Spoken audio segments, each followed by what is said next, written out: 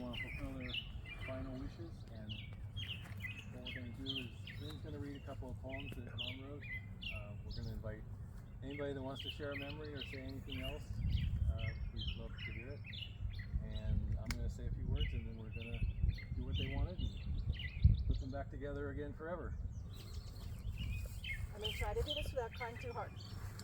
So Mom wrote poetry all of her adult life, and it's all at my house now. So I went through every single one, and I found two that I thought would be good to show their love of each other and their love of this place.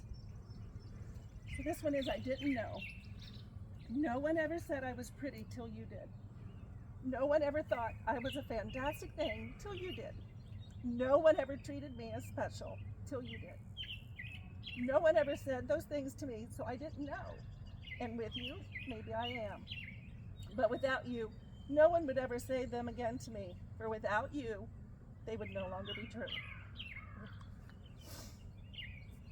And this one is called The Hill Heals. It is only 4 acres, half is wilderness, trees, brush, animals, birds. Half is mowed grass, the pool, garage, camper, the compound, he calls it. It is secluded, offering security, solitude, safety, silence. It heals. It is his.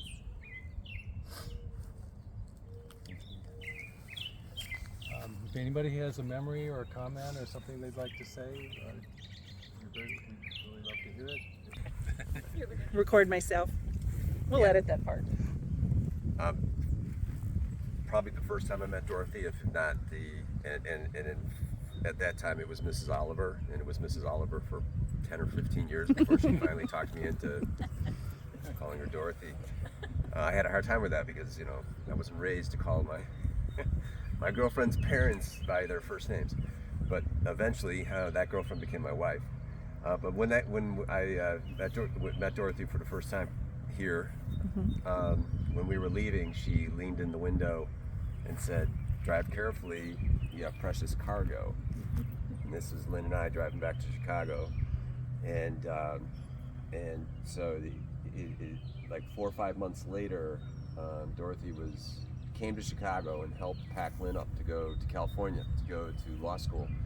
And when they were getting ready to leave, I leaned in the window.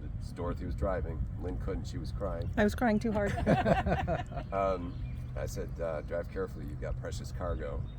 And she looked at me and she gave me like a kiss and a hug. And her daughter had become precious cargo, something to me as well. And so I want to thank Dorothy for that precious cargo.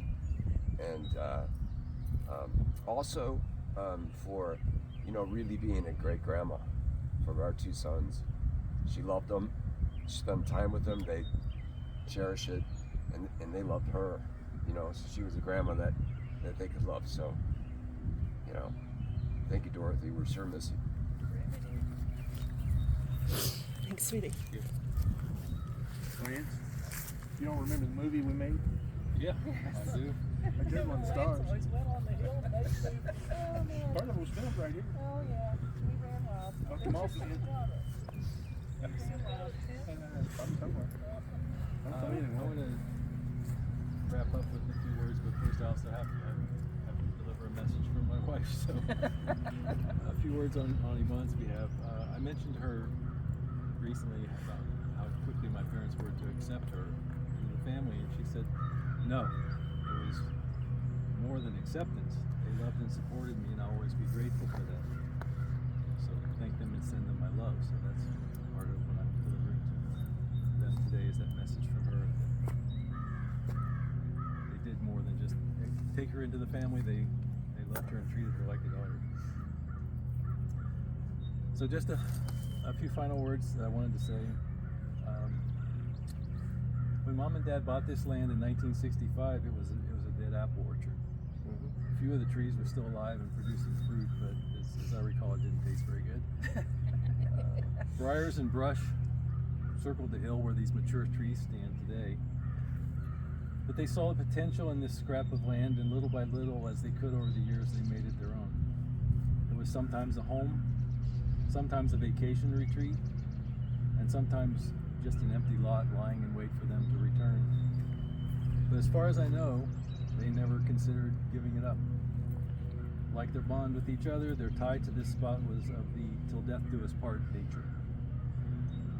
It was no secret that this, the hill, as my father always called it, was his favorite place on earth. So it was no surprise when he said his final wishes were to have his ashes scattered here, on this spot, overlooking what he called the Big Valley, borrowing a name from one of his TV westerns that he watched.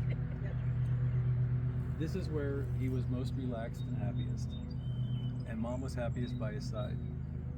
So it was equally unsurprising that she wanted her ashes scattered here with his. From the time they met in a social dancing class at Glenville State College, to the nights 40 years later when they were dancing at the Moose Lodge on weekends, and even after that when they didn't have much energy for dancing, they were together. But together in the most meaningful sense of the word, not in the literal sense. When he wanted his quiet life here, and she wanted to live in the city, they made it happen and made the sacrifices needed to make it possible.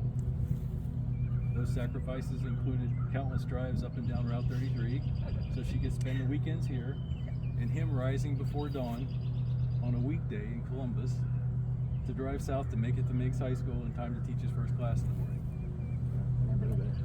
Never late. They did it because they were more concerned about each other's happiness than fulfilling some standard role, or one of them trying to impose a certain view of happiness on the other. As I said at Dad's memorial service, love gives you a boost to take flight. Love does not close you up in a cage to be looked at. Of course, it's easier to take those flights of adventure and follow those winds when you know you have a nest to come back to. And this place was that nest for them. A haven, a refuge, a home. The site of their warmest memories, from us as little children riding a pony or shooting basketball, to friends telling jokes and toasting marshmallows around the campfire, We're in the pool. to grandkids splashing in the pool. Yep. Bob and Dorthy Oliver were good for each other. They made themselves better to be good for each other. Today, we lie them down here together, as they should be, and wish above all that they rest in peace here, together forever.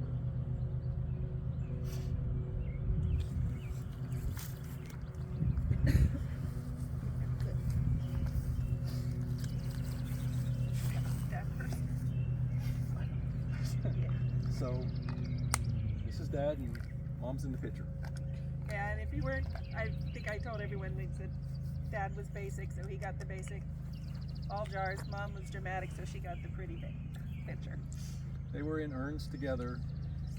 We had him in an urn since his death in 2018, and her since last August, and they were together in a nice wooden box. They were together. They've been together since her death, and Yep. now they'll be here. Dad first.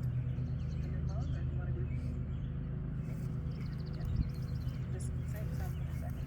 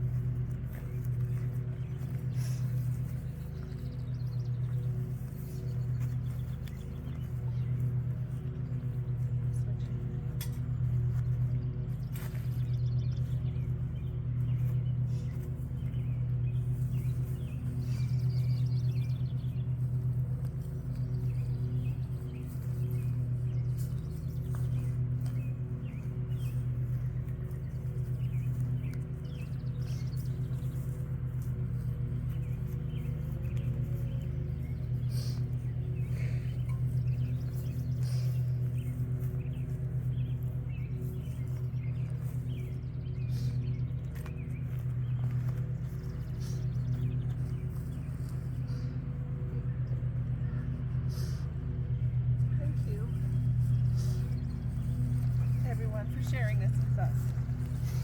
You know, we're a big part of their lives. We appreciate you sharing these memories with us here in their special place. That was the other thing you didn't want to do, was get in the hallway at 3:15 and that bell rang. When she was in Columbus, Bob was out that door like a shot. I never went out that door at 3:15. I get mowed over.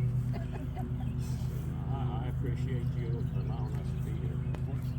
Some people like to do this in private, some people like to do it with people, friends, relatives, but I'm glad to be here. Thank you. Because Thank you. I'm thrilled to Thank see you. Thank you, people the everyone. first time in 14 years. They loved having parties here, so one last little Got a party. bit to do.